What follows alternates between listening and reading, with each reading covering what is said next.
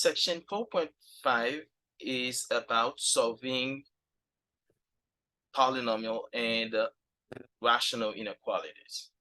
So, when solving inequalities, you're going to have to deal with inequality signs. In this case, it's the greater than or greater than sign, but you can also have some inequalities where you have greater than or equal sign, where you're going to include the values into your set with using bracket. When it's not bracket, when it's not included, then you know that your solution set will not have a bracket. Instead, you will use parentheses. Depends on which side the inequality is. If you have a less than or greater than, you're going to have the inequality that is the bracket that is replaced by the parentheses, and we're gonna have some practice of that as we go through the section. So in this section, we're going to start with first solving the inequality, this inequality, using the graph of the function. So we're going to do two things at the same time. First, find the graph of this polynomial, and then use it to decide where this function will be greater than 0. And in that, you would need to think about your expression. Your function is going to be greater than 0 when the graph is above the x-axis. Above the x-axis means the function is greater than 0. Below the x-axis, then you're gonna say the opposite conclusion, which would be the graph, the function is less than 0. And if at any point the graph touches the x-axis, and you're going to say that this function is equal to 0 at this point. So, and if you are including the value, then you're gonna put a bracket. If they say included, if you use the inequality that includes the equal sign, then you are going to put a bracket when you're giving the solution set. So in this case, since we are solving to know whether it's greater than 0, then we need to find where the function is actually 0. So we're going to find the zeros and the multiplicity. Also, we're gonna need the end behavior of this function to see which direction the function, how the function behaves when you are approaching infinity. And that's also going to require us to have the leading term of this polynomial. So let's start with looking for the zeros and the multiplicity. So we need the zeros and the multiplicities, as well as the effect on the zeros. The effect are going to be whether we have a straight cross of the x-axis. That's when you have a multiplicity equals 1, or whether you have a touch and bounce. Touch and bounce is going to be if you have an even multiplicity, 2, 4, but the higher is the multiplicity, the slower the action is going to be. So for example, if I have a touch and bounce like this, that's my x-axis, touch and bounce, the slower it is, the lower is the multiplicity. But that's, you can call this one is a multiplicity 2. But if you have that's the x-axis, and it just touches it and bounces. But if you have a multiplicity 4, for example, then you expect the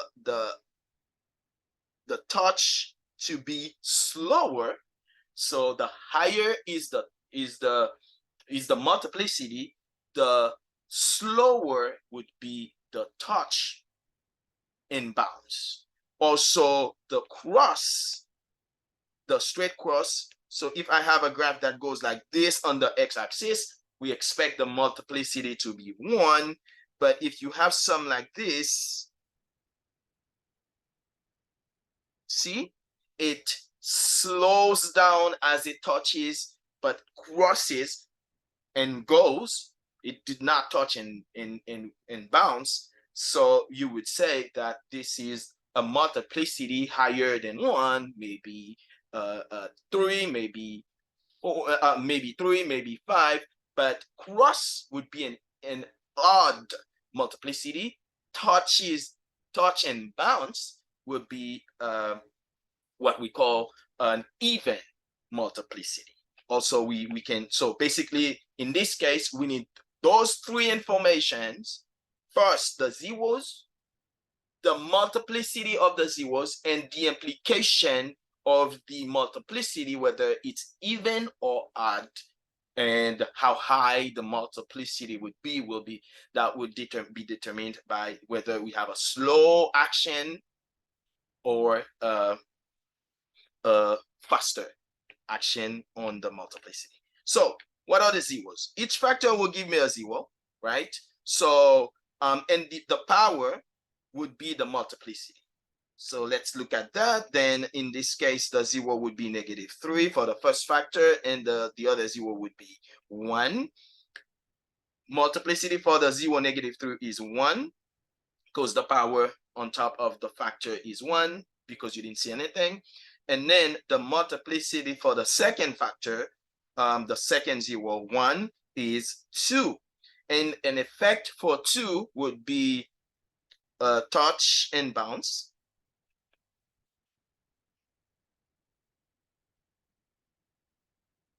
And the effect for a multiplicity 1 will be straight cross.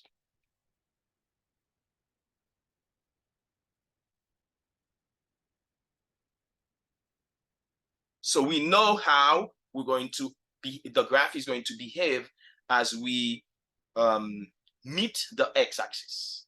Okay. And then now next thing is going to be to find the leading coefficient, so we can decide leading term of this polynomial, so we can decide what is the end behavior. So next thing would be end behavior.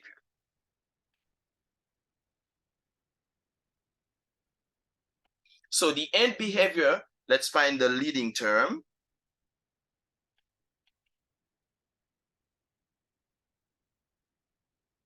Leading term would be that term with the power 2 times that term with the power on the outside, which was 1.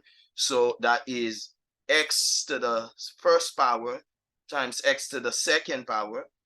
So that's x to the third power. Coefficient is +1, and then the power is odd.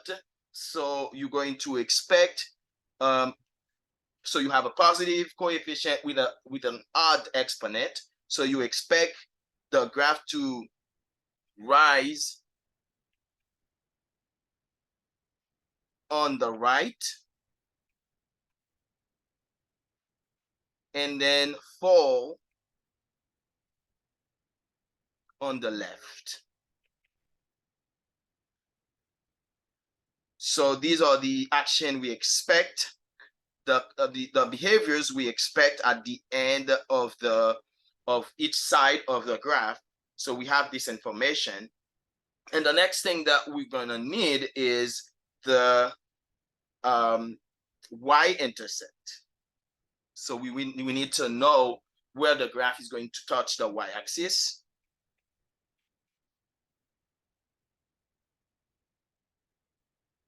Also, we may want to know where, sometimes if it's easy to determine, you may want to find the turning points if we don't know them. But it's not going to be a huge requirement as long as we can manage to graph, and based on the points we have, we can determine the approximate of the point where the graph is going to turn. So that's why if we don't have it, it's not going to be a huge problem to determine the view of the graph. But obviously, you can also use your graphing calculator to type your graph and then see the have a perspective of the graph. So so y-intercept will be when the x equals 0, And then we would have for x equals 0, that's 0 here, 0. So that is a 3 times -1 squared is 1. So the y would be positive 3. So you're going to have a y-intercept that is x equals 0, y equals 3. So we have that. I think we have enough information to go ahead and show the graph of the function. So let's use the table here to find the zeros. 1 0 is -3, so that's going to be this one here. And then we also have another 0 that is 1, so that's the other 0. Also, we know that on the left, the graph will fall. So that means I expect the graph to go down over here. And then on the right, I expect the graph to rise. So something like here, I expect to have the other side of the graph. So, and then multiplicity. We know 1 has a multiplicity 2. That means we will touch and bounce over here. And we also know over here, we will touch and bounce. And also we know that the y-intercept is 0, 3. So that is here, we know that the graph is going to cross the x-axis. So basically, the turning point will be somewhere around here. So let me go ahead and see if I can. Also, we would have is going here. And then here, that's the turning point. And then also we would expect something like this turn here. Not perfect, obviously. So that's the look we expect to have of the graph of this function. And basically all we want is the view, so we can determine the so we can give the solution of this inequality. Okay, so now we have the view of the graph, and then we respect all the conditions. Obviously this one would be closer. Okay, now what do we see? Remember, we're solving this inequality to determine where this expression or this graph of the function would be above, strictly above the x-axis. Now, easy to see, right? But we're not including where it is 0. That means where it is touching the x-axis. So let's see. From here, this value, which is x equals -3, that's the transition from being below the x-axis to being above the x-axis. And then there would be no point where you would see the graph below the x-axis except of seeing it exactly at the x-axis or on the x-axis at x equals 1. Now we're going to have to skip x equals 1 because we're only solving for x greater, not equal. So because we're looking for when it's only greater above the x-axis, we're going to start at x equals -3, not including -3. So we're going to have the solution start at x equals -3 with a parenthesis because we're not including -3. And then it goes all the way through 1. The reason I take a stop at 1 is because 1 is a point where f of x is 0. We don't need where it's 0 because we're solving only for x greater than 0. We don't want 0. So that's why I'm going to take a quick stop at 1 with a parenthesis, but I'm gonna keep going because this graph at 1 stays after 1 when you go up, continues, and then it turns and continues to be above the x-axis. So at 1 again with a parenthesis, and then it goes all the way up, means it stays above the x-axis for the rest. So that's going to be the solution for, that's the solution that I was looking for, because I'm looking for where the graph is only greater than 0.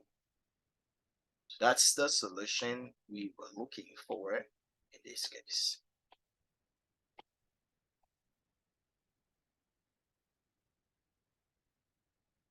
Okay. So now this problem, there's few problems that we're going to have. We'll answer the same question, but the graph, all the graphs are given to us. So basically, we're just going to do one part of what we did, which will not include, graphing the function, because it's already graphed to us. But basically, all we're going to do later on is to solve given the graph, or solve given the inequality. Okay, so here, A, we want to find where f of x is greater than 0. Greater than 0 starts here, and then starts here, ends here, and then also starts here. So we have the graph above the x-axis from x equals 0 to x equals 1, not included because the inequality sign. So that's going to be parenthesis 0, 1, union, also parenthesis 2, infinity. And then for the second B, we're going to say that the graph is below the x-axis from negative infinity, because you see how this continues down, from negative infinity to 0. Because it's less than or equal, then we can use a bracket on x equals 0, union, where else you see the graph is below the x-axis for less than. It's below the x-axis when we start at 1, we are including 1. And then 2, we are also including 2, because these values can be included because we're solving less than or equal. Let's look at this one graph here. Okay, so these are the points where we're going to determine the solution. First situation, we're solving for f of x less than 0. Values are not included. So less than 0, that's negative 1, less than 0, this part and this part. So less than 0 here will be from negative 1 to positive 1, not included.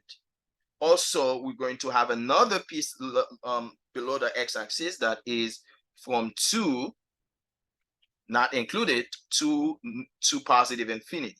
Remember, this is the positive infinity, even if the piece of the graph is below the x-axis, but we're looking at the x-axis from left to right. So that's why on the left, you have negative infinity, and on the right, you're going to also always consider the positive infinity on the right. Okay, so, and then now we have parentheses. And then for f of x greater or equal to 0, then we're going to have from negative infinity to negative 1, I'm sorry, and with a bracket, union, bracket, because this, and then union from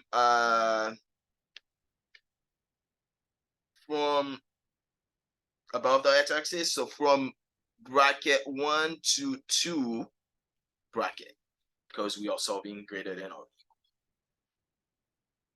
And now these graphs are more complicated, but still we need to consider these values. These values are the condition that we cannot include, whether it is a greater than or equal or not equal, because this function is not defined for these values. It's, and this graph is a rational function graph, and that means those values would make those values x equals -1 and x equals +1 are the values that will make denominator equal 0, and you don't want to include these values in any situation, whether it's greater than or equal or less than or equal. Those values for the dashed line, you will not include them for any reason in your solutions. You need to pay attention to that whenever the graph is a rational function graph. So you're looking at that, we're looking for the same thing, except these values -1 and 1 are not going to be included for any reason. So parts where the graph is above the x-axis and parts where the graph is below the x-axis. Above the x-axis is greater than 0. On the x-axis is equal to 0. Below the x-axis is less than 0. So when I'm looking at this part here, I'm seeing something that is always above the x-axis. So that means this part will not be included in my discussion when I'm looking for less than 0. But also, and let me go to this section right here. This section, I have some parts where the graph is below the x-axis and crosses at x equals 0. And then the other part on the other side would be greater than 0. So let me start with this value, which is x equals -1, with a parenthesis because it's not included, never included when it's a bar, to say that it's the function is undefined at this point. So x equals -1 with a parenthesis to what? To 0, 0. The graph is below the x-axis, right? So to 0, and I'm not going to include 0, not because 0 is an undefined value, but it's only because I'm solving for less than, not including the value. So that's why for 0, I'm going to put parenthesis union. Tell me where you see the graph below the x-axis. Where else you see the graph below the x-axis? This section is all below the x-axis. So that means I'm going to consider this portion from 1 to positive infinity, right? 1 to positive infinity, not including 1 because obviously 1 is undefined. 1 to positive infinity would be also where the graph is below the x-axis. Now let's solve for x equals, let's solve for x greater or simply 0. So where? I'm going to start from -infinity because this section, all of it is above the x-axis. So we're going to say from -infinity to -1, where we're not going to include -1. In spite, we have a greater than or equal, but -1 is undefined with the line indication. Union. Now where else? Starting at 0 with a bracket, obviously, because 0 can be included, to +1, but we're not going to include +1 because the dashed line indicating that x equals 1 is undefined. So these are the solutions that we wanted. And then the next problem here would be the same situation where more complications are given, but still we can look at it and see where the graph is undefined. The function is undefined. These are the values. These are the values for which the function is undefined. And then x equals -1, x equals 2. These are going to be the limits of our intervals as well. But also we want to verify where the function is. What are we solving? We're solving for greater, only greater than 0, not including where the function hits the x-axis. And also we are solving for less than or equal to 0, so below the x-axis and on the x-axis. So that being well understood, then we can go ahead and start. So greater than 0, then we can take everything on the left side of -1. So that's going to be from -infinity to -1, parentheses, because -1 is not is a undefined value. And where else we can see the graph above the x-axis. I know this is where the graph would touch the x-axis at x equals 1. On the left side of x equals 1, from -1 and 1, on the left side of 1, we see the graph above the x-axis. So that will be another piece to add onto the greater than 0. That would be from -1 to +1. But we want to keep a parenthesis on both of them. -1, because -1 is not included, function is undefined at x equals -1. +1 is because we're not solving when the graph is on the x-axis for x greater than 0. We're solving only for when the graph is above the x-axis. So that's where we keep it. And then now we're gonna look at where the graph is smaller than 0 or equals 0. So that's going to start from x equals 1, because everything here is where the graph is above the x-axis, greater than 0. And starting at 1, that's when we start seeing the graph either on the x-axis or below the x-axis. Oh, there's another piece to add that I didn't pay attention to. It starts here. Look at that. From 3 to infinity positive, the graph is also above the x-axis.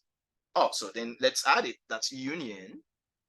From 3, not included because we're solving only for above the x-axis.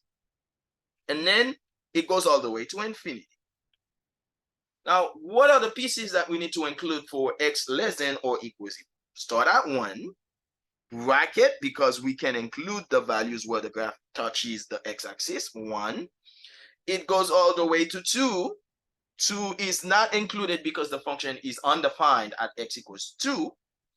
And then we can add the other piece where we see the graph below the x-axis, starts at +2, and it goes all the way to 3.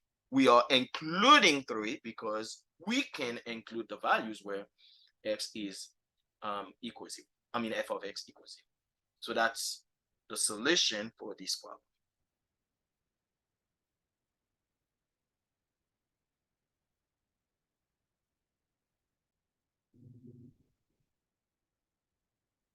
Okay, so for the next few problems, what we're going to be doing is that instead of having the graph or having to graph and solve, we're going to be given the equation, the inequality, right? And sometimes it's going to be a polynomial. Sometimes it's going to be a rational expression.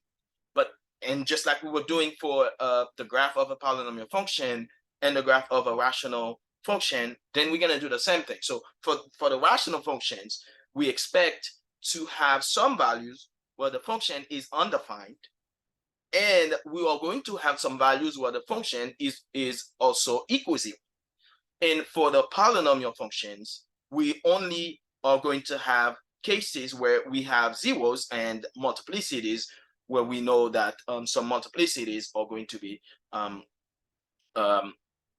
creating some different situations for us to take into consideration. But the first thing that we need to make sure we point out is the steps that we need to go through when solving a when solving an inequality that includes either polynomial function or rational function. First thing we need to do is to write the inequality so that a polynomial, we need to write this inequality so that a polynomial or rational function is on the left side and 0 is on the right side. So basically, these are going to be the forms to expect when we finish, when we do that. So we can either have f of x equals f of x greater than 0, which is the expression on the left, and then greater than 0. The function on the right, f of x greater or equal to 0, greater or equal to 0, you know this situation will include the values, the zeros, and less than 0, below the x-axis and not including 0, not including values that are on the x-axis, and f of x less than or equal to 0, it's all the values, all the times where the graph would be below the x-axis, but this case will include the values at which the graph touches the x-axis.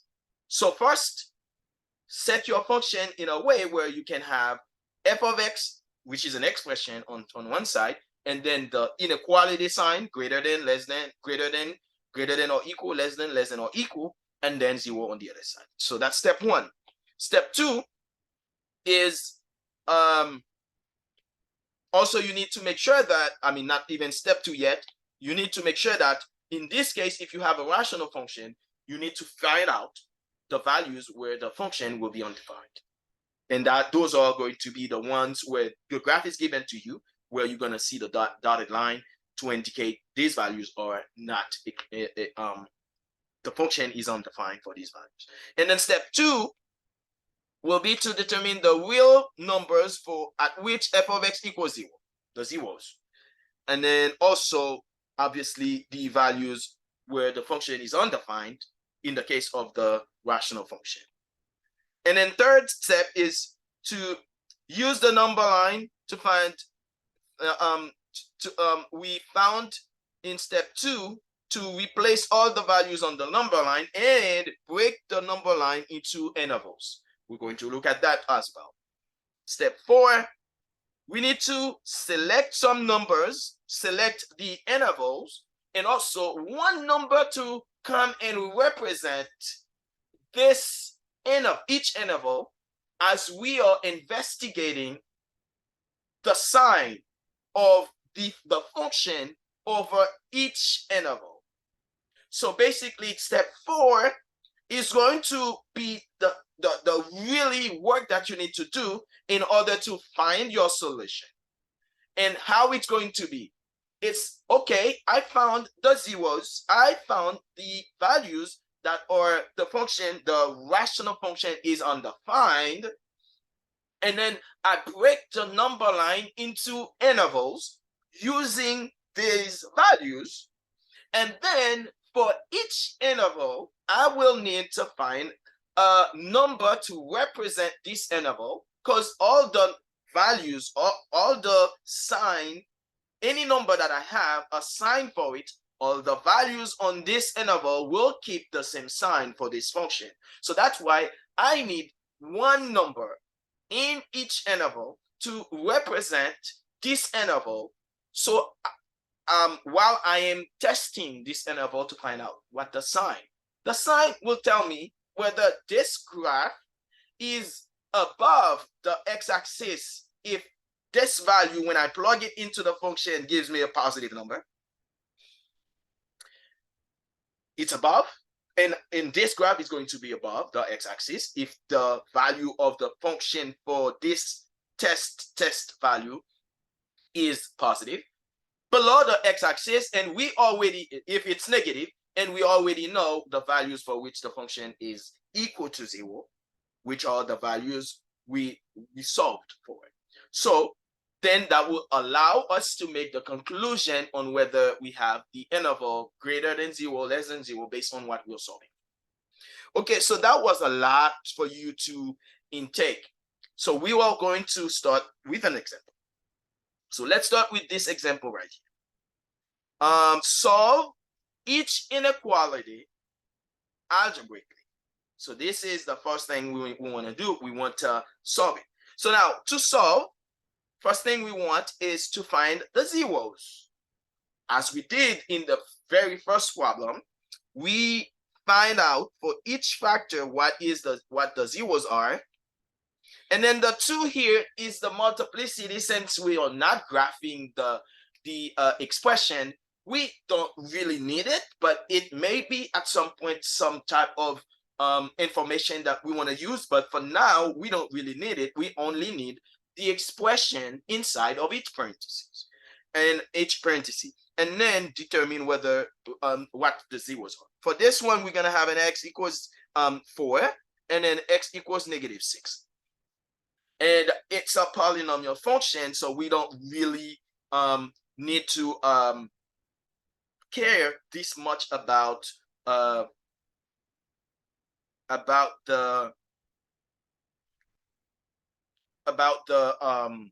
we don't really need to care too much about anything else. So let's see. Let me call the first row the intervals. Okay, and then let's place these values on the number line. I'm gonna start putting -6, and then let me put 4 here. Let me put 4 here.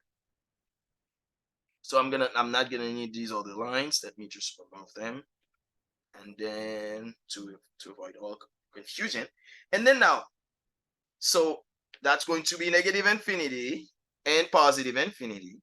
So we can clearly see the intervals, right? So the intervals are going to be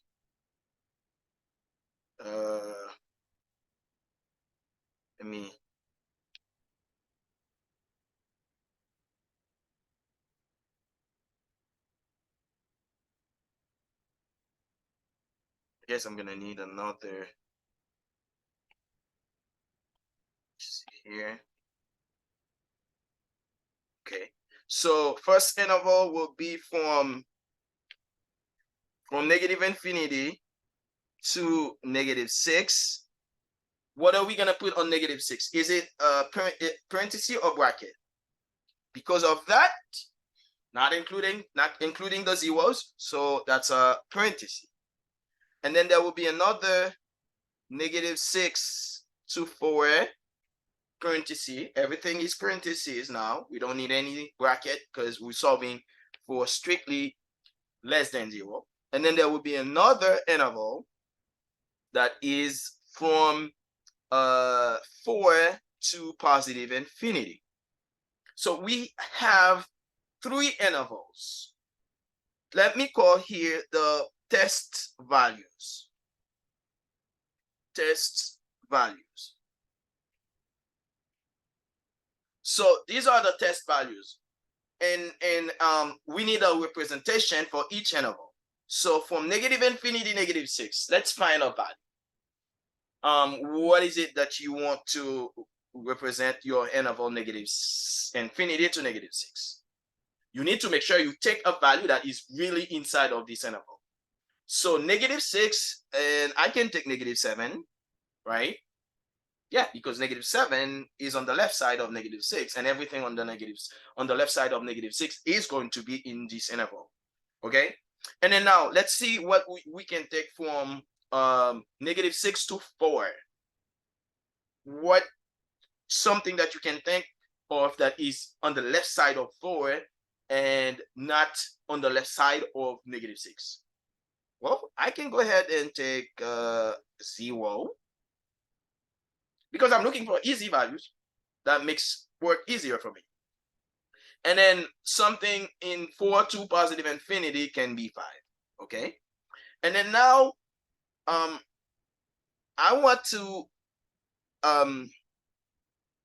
evaluate this value. So I'm gonna call these values and sign.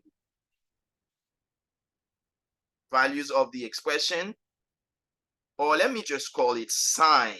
But I know the sign also will include, the value. So now when I'm looking for that, I'm going to plug in, where's my calculator? I'm just going to plug in these values into the function and find out what is it. So that's going to be parenthesis x equals -7, x equals -7 minus 4, close parenthesis, and then square, times, again, -7 plus 6, close parenthesis, that equals to -121, which is negative. Okay, which is negative. And then for x equals 0, I'll do the same thing, but I can copy the same thing here, replace the -7 by 0. So that's replace the -7 by 0 to see what I get. It's 96 positive. Let me put the negatives in red and the positives in green. 96.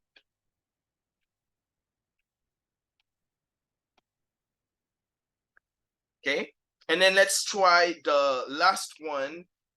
Replace by 4 this time.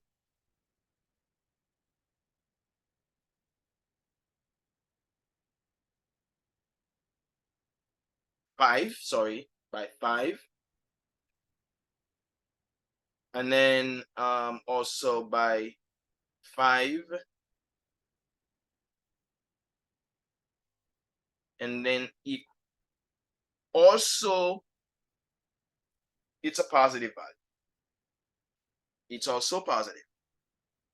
So that is 11 positive.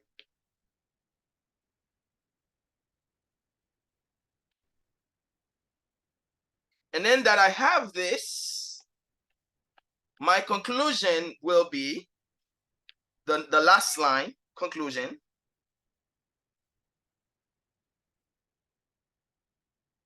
This is not going to be part of my solution. Oh, whoops, sorry. We are solving for this expression to be smaller than 0. That means my target would be the intervals where the graph, the expression is less than 0. So that is checked. And this is not, and this is not, because I'm looking for intervals where the function is negative. So then that's it. That's it. My solution is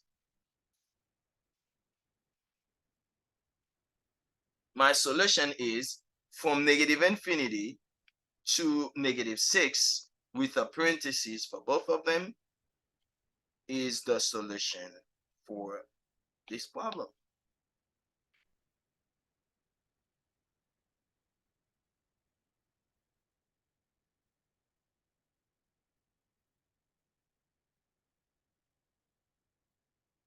That's a solution for this one problem.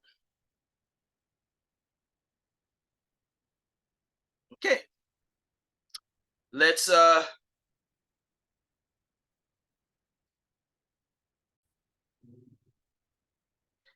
so this next problem requires us to do the exact same thing that we did, at the exception that we do not have a 0 on this side yet. So we need to make sure we take the first step, which is to make sure that we have the expression on one side and then 0 on the other side with this inequality sign. So then we can add 8x squared on both sides. The expression becomes 2x to the third plus 8x squared that is greater than 0. And then we obviously need to factor this to make sure that we can see the zeros. So let's factor the GCF out. 2x squared, factor x plus 4 greater than 0. Now we can see clearly that the zeros are x equals 0 or x equals -4. And then we can put them on the number line. That's the -4. And then that's the 0. And then negative infinity to positive infinity. Okay. And we call this one intervals, where we're going to put from negative infinity to -4, from -4 to 0, and then the other one would be from 0 to infinity. And we need test values. We need test values for each interval. So that is, I can take any value. There's no constraint on what value you take, but make sure the only constraint is that you want to make sure that the value is inside of each interval that they tend to represent. So let's take -5, right? This one we can take. Also make sure that you don't take the values that are on the interval. You need to take a value that is inside, in between. Don't take the values on the interval, because they are already values for which the function equals 0. So if you represent them, if you take them, then you know that's going to be 0, and it's not going to help with your conclusion. So value that is between 0 and -4 can be -2, for example, or -1 if you want. Also, 0 to infinity, you can take 1. Like I said, it's not something that I pick a value. You can pick your own value, because all values are going to give you the same answer as long as it is inside of the interval. So now let's plug in these values to see what is it. So we will need to find the signs, and then and values, and then conclusion.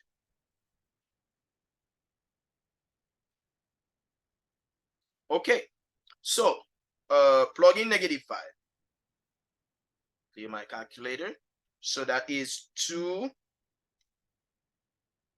times -5 raised to the third power plus 8 times -5 raised to the second power. Okay, and then boom, it's a negative value that is -50. -50, it's negative, so I'm going to put it in red. Let's try for -1. Replace -5 by -1, and then enter. It's a positive value, so that is +6.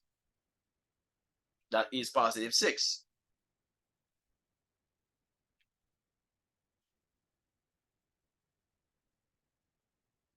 That is +6.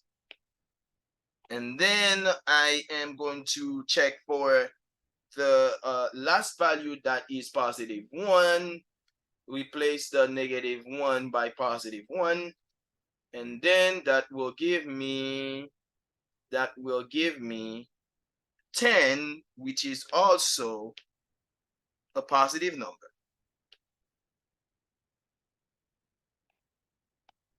In this case, our target of our investigation is the positive ones. So the negatives are not taken. We're only taking the intervals where we have a positive solution. So, and we don't need where it's 0 because we're solving for greater, strictly greater. So our solution is from -4 to 0 union 0 to infinity. You cannot tell me that your solution will be from -4 to infinity. The reason is because you want to skip 0. You want to skip 0 because if you don't skip 0, you would include a value at which the graph is exactly 0, while we are solving only for the values where the function is above the x-axis. We do not need the ones where the function is on or below the x-axis. So you need to pay attention. Our next problem is the same thing that we've been doing, and this is easier than the last one because the expression is already on one side. So all we need to do now is to find out what the zeros are by factoring the expression and make sure that we investigate the sign of the expression on each interval based on the value of the zeros. Okay, so then that said, we can factor the GCF because we see that x is in all the terms. So let's factor the GCF out. GCF would be x, factor x squared minus 4x minus 12, that is greater than 0. Greater than 0. So this we can factor it, right? So two numbers that multiply to give me -12 and add to give me -4 would be 2 and -6, right? So this expression will be factored as x on the outside and x minus 6, x plus 2 greater than 0. So easily we can see that the zeros are 6 from this one and -2 from this one. So let's put them on the, and then also we know that from this one it's going to be 0 because we have nothing added to x. So x is all, it's a factor itself. So it means that if x is 0, then this expression will also be 0. So 3 zeros, 0, 6, and -2. Start with -2. Then 0, and then 6. So we're going to have the intervals -infinity to -2. We do not need brackets because we're solving for a strict inequality greater than. So that is -2 to 0. Also, we have 0, 6. And then we have 0, 6. And then we have 6 to infinity. So these are the intervals, and we need a interval.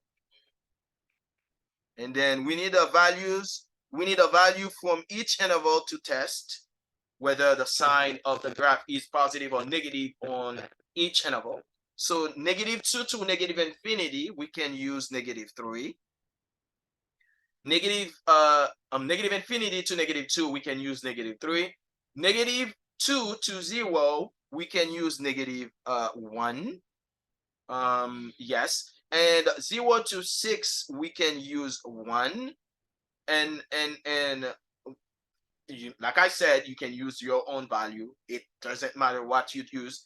And 7, 6 to +infinity. And then we're going to use the calculator to help the accuracy of the testing.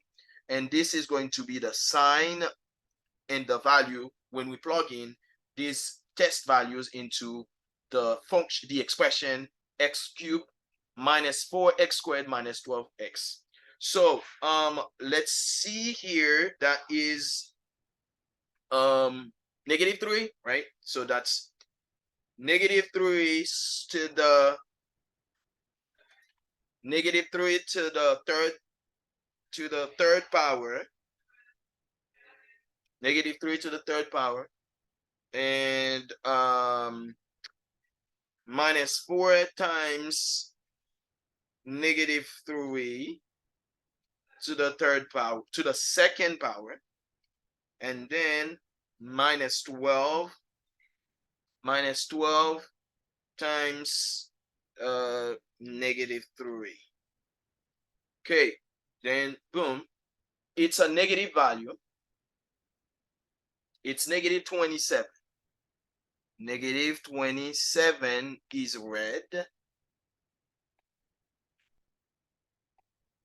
And let's try now for -1. -3 replaced by -1.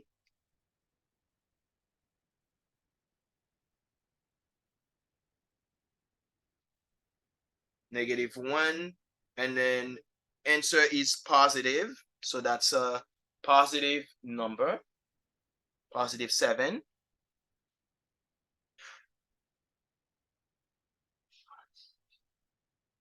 It's +7.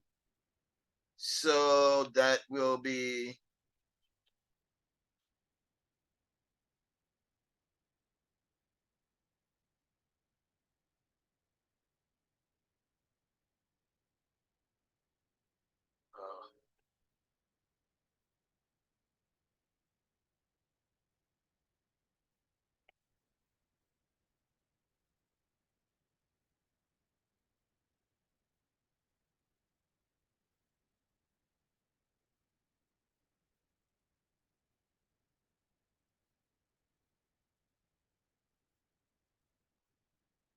okay.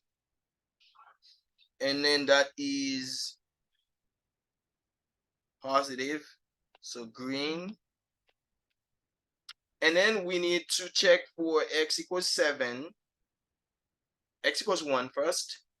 X equals 1, 1.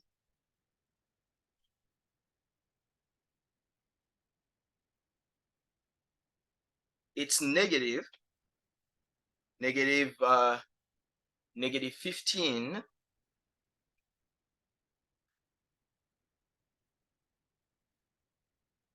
-15. And then now we want to check for x equals 7. X equals 7.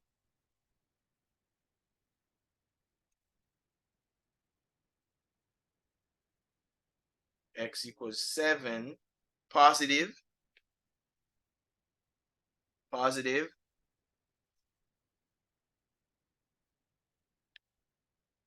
It's a positive value. So that is 63. So now that we have the signs, we can decide which intervals are going to be part of the solution that we want to see where the graph is going to be greater than 0. So the graph is going to be greater than 0 over this interval and this one. And then those ones will not be included. Those ones will not be included.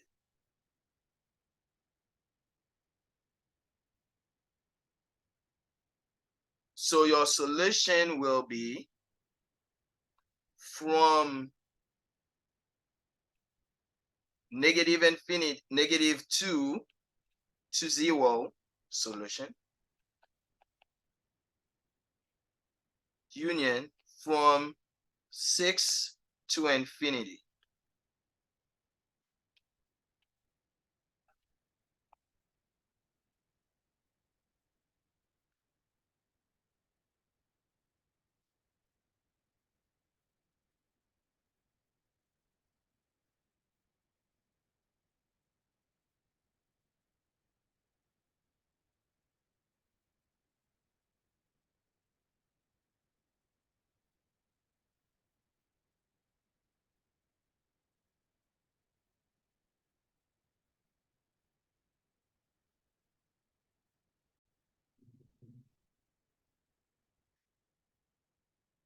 So we're going to move on to the next problem. This one is not all set up yet, so we want to make sure that we set it up and find the zeros and do the investigation to find the interval that responds to the condition of the expression greater than 0. So first thing we will do, we'll subtract 1 from both sides. So x to the 4th minus 1 greater than 0. And you would use difference of squares to factor it once, and then use it again to factor it twice. So that will take me to x squared minus 1 factor x squared plus 1 greater than 0. We know this part will not be 0 because there's no real number such, there will be no such real number that you can square and add something to get 0. But obviously we can refactor this one as x plus 1, x minus 1 times x squared plus 1 greater than 0. This will take me to the conclusion that x equals -1 is 1, 0 from the first factor. X equals 1 is another 0 from the second factor. And we know that x squared plus 1 cannot be 0 unless it's a complex part. So we're solving for only real numbers. So that's why we're going to focus only on these two zeros. So let's put them on the number line.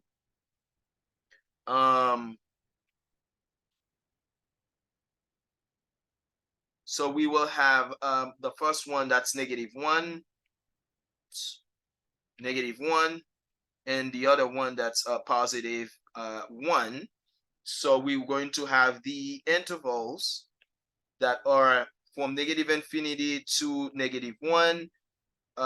We will have another one, -1 to 1, and a third one from 1 to infinity. So that said, we will choose some values to test each interval. -1 to -infinity, we can have maybe we can take -2, right?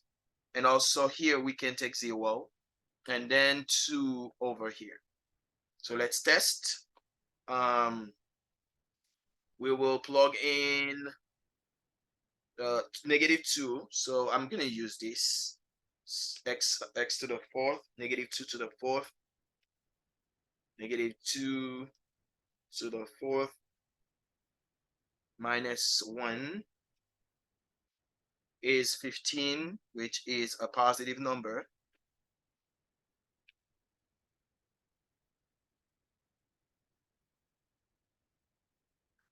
And then 0, well, 0 would be negative, right? -1.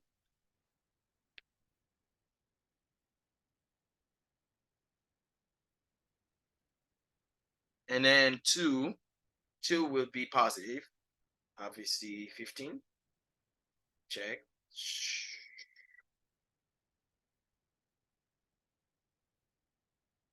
15.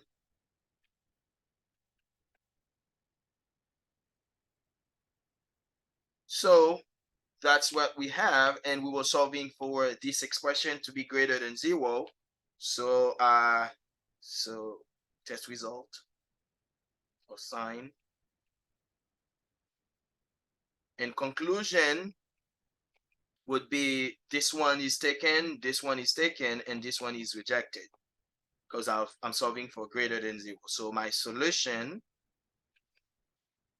is from -infinity to -1 union. And you agree that this should be parentheses because we're solving for strictly greater than 0, 1 to infinity.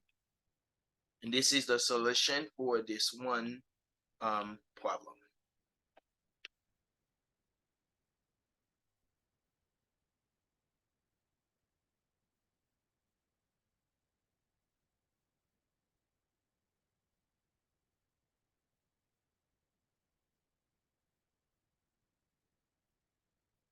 Okay, so that's the solution for this one problem here.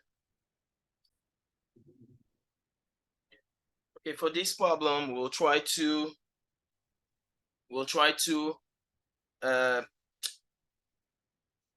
find the expression on the same side, and this one is obviously we have more work to do, but we're trying to make it as one expression, and it's not already in factored form. Maybe we want to reorganize the expression and put it in factored form and do whatever we need to do to take the same steps and find out what is the interval where this expression will be smaller than 0, as this case represents. So let's see. We're going to move everything on one side, but while I'm doing that, I will distribute, if possible, first. So that's 3x squared minus 6x minus 2 times x minus 1 squared minus x squared is less than 0. Okay, and then this we need to solve the square first. So that's 3x squared. If we combine these two, if we combine this and that, that's going to be 2x squared. 2x squared minus 6x minus 2 times x squared minus 2x plus 1 less than 0. And then we move on to distributing this over. So that is 2x squared minus 2x squared plus 4x minus 2 less than 0.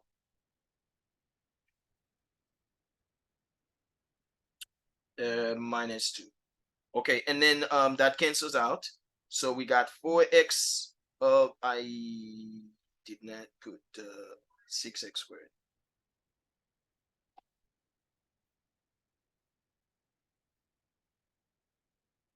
So that's minus 6x and then minus 2.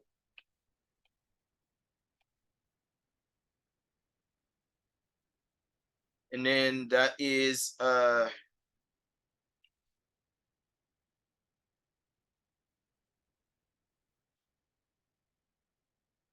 me see. Negative plus 4. Is it minus 6? Yes, minus 6. That's not minus 6x. That's just minus 6. Just minus 6.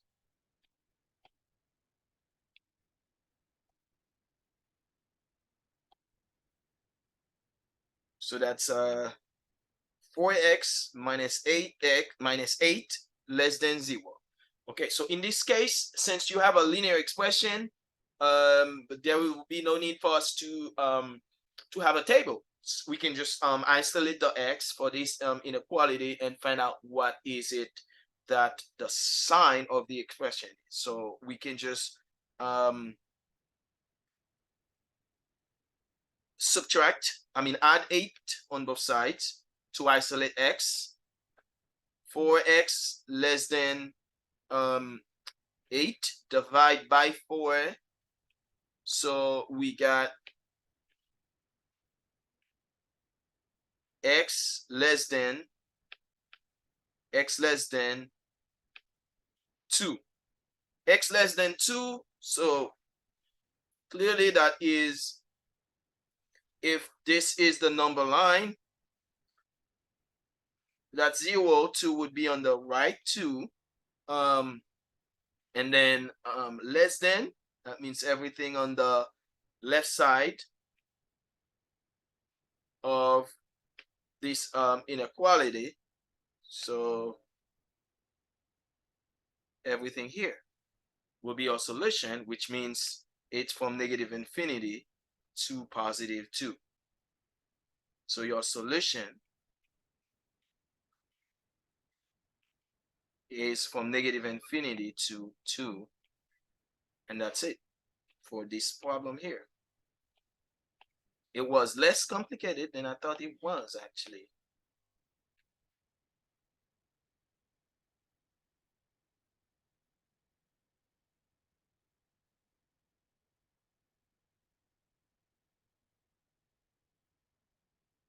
Okay, so let's look at the next problem.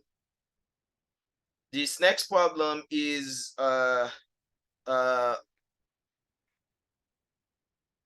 it's a rational expression that we want to see where it's positive. So now we have two things to do. We need the zeros, which are the values that the values that make the top expression equal 0, and the undefined values. All of them will be represented on your number line. That are the values that make the denominator, the bottom part, equal 0. So the bottom part will be 0 when x equals 1. So x equals 1 is undefined. Let me put it in red for you to know that this is not a 0. This is the value where the function, the expression is undefined. And then the 0, 1, just 1, because the top expression is a linear expression, so it's just 1 0. That is going to be x equals -1. So these two values, we're going to put them here on the number line. So -1 will go first, and then +1 will be the undefined value that I want to keep in red. So we remember that can't be included for any reason. That cannot be included. But anyways, we were solving for greater than 0, so it would not be included anyways. But we want to make sure, in case we are solving a problem where the inequality is greater or equal or less or equal, we know that the undefined values are not going to be included for any reason. So that said, we're going to have these intervals from -infinity to -1, from -1 to +1, and from 1 to infinity, but obviously 1 is undefined. I'm always going to say that. And these are the intervals that we need to test. We need test values. Let me take -2, 0, and 2, the same values we had earlier. So that is going to take me to testing these values. So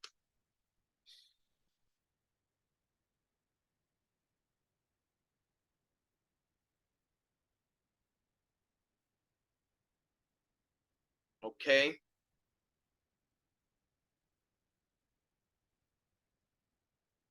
Okay, so that is, I'm going to test -2. So -2 +1 over -2 -1 is +1/3. So +1/3, which is a positive value. Green. For x equals 0, that's going to be -1. X equals 0, that's -1. So that's negative. And then x equals 2, obviously, will be positive or negative. Maybe. Let me check. +2.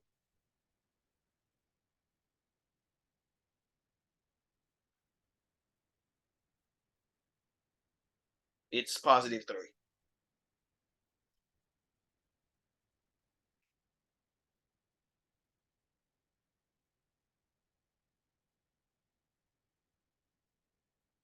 It's +3. +3.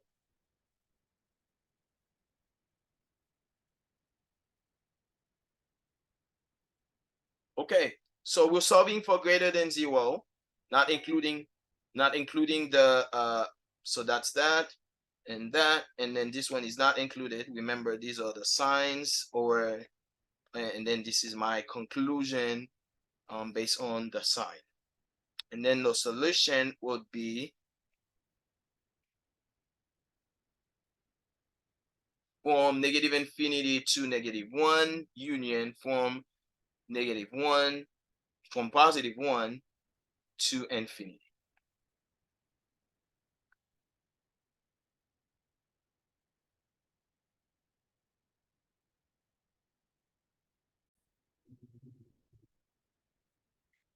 Now let's move to the next problem. Well, I pre-solved these problems. I'm just going to go over them very quickly because you already understand the process. The process is this. First, you can either be solving a polynomial inequality, or you are solving a rational inequality. So if it's a polynomial, all you need is to first, sometimes you may want to factor the expression, or you may already have it factored. But both cases, you need the zeros. If it's already factored, easier to find the zeros. And if it's not already factored, then you need to factor it and then find the zeros. So that is if you're solving a polynomial inequality. Now, if you are solving a rational inequality, then you are going to do the same thing. Make sure that you find the entire expression on one side of the inequality, and then now you are looking for both the zeros, which are the values that make the top expression equal 0, and the undefined values, which are the values that make the bottom expression equal 0, and both of them will be represented in the table. And then once you have it, you need to identify which one are undefined values, which will never be included in your solution, whether you have inequality including the values or inequality that will not include the values. You will never include values that are undefined in your solution. So in this case, this is my expression right here that is already on one side of my inequality, which is a good step that I have. And the top expression will be equal 0 if x equals -5. So that's my 0. And the bottom expression can be 0 for x equals -2 or x equals +2 or x equals -2. So that's why I put it in red for you to see that, oh, these values are values that we need to pay attention to because they will never be included in my solution.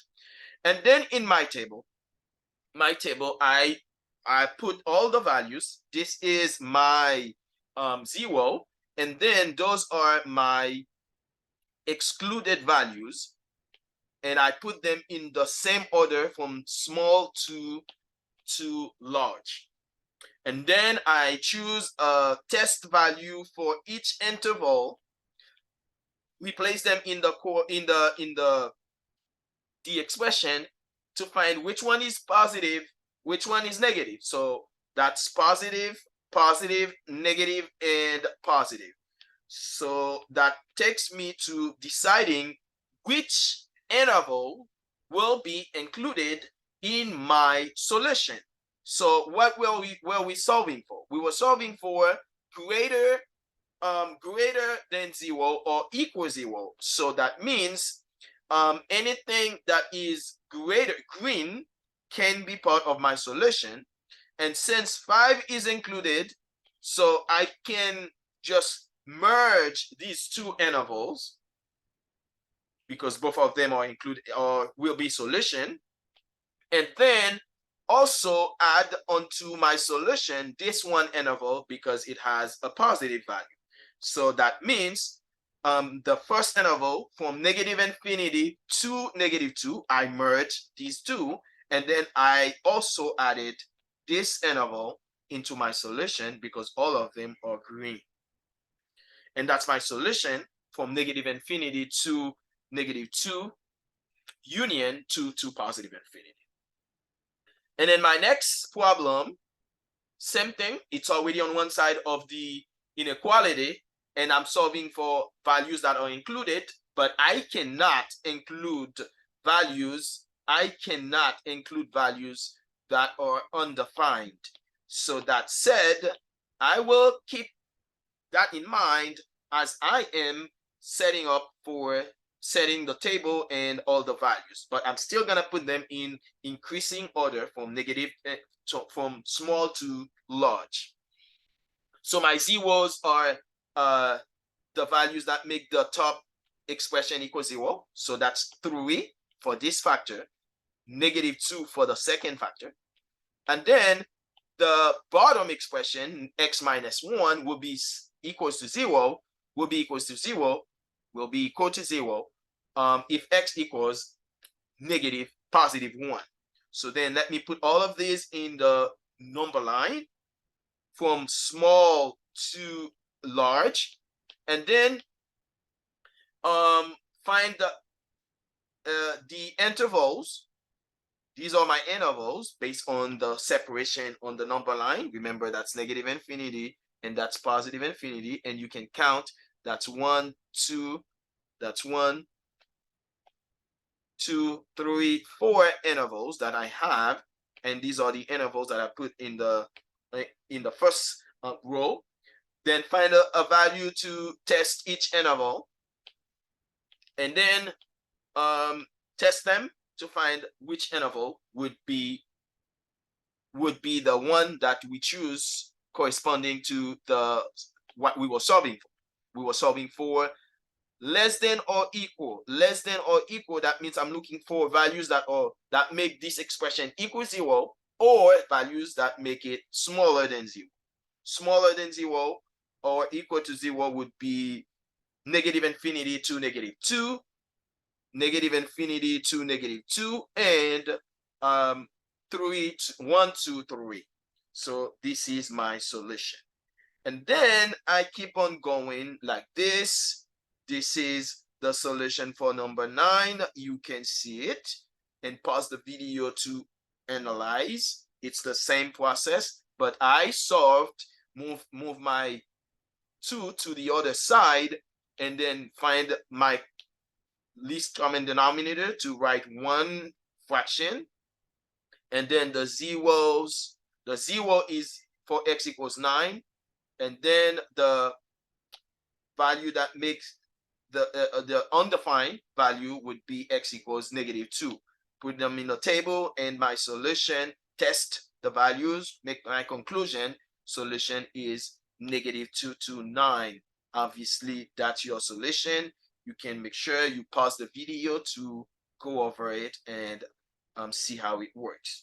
And then it'll be the same situation over here for all these problems. I got the solution, but you can just pause the video, go over it, and then if you have any question, I'll be available to answer all your questions based on what you have. Otherwise, that's how you're going to solve inequalities. First, you need to put it into the form. Let me go back to the steps. Put it into the form of expression greater than or equal, less than or equal. And then you need to find the values that make this expression equal 0, which are the zeros of the expression, whether you have a polynomial, just the zeros. But if you have a rational expression, then you're gonna need the zeros and the values that makes the expression undefined. And then you need to set up the values on the number line, and then create your intervals, test each interval, and decide which one that will give you the solution you need. Any question, I will answer them in class.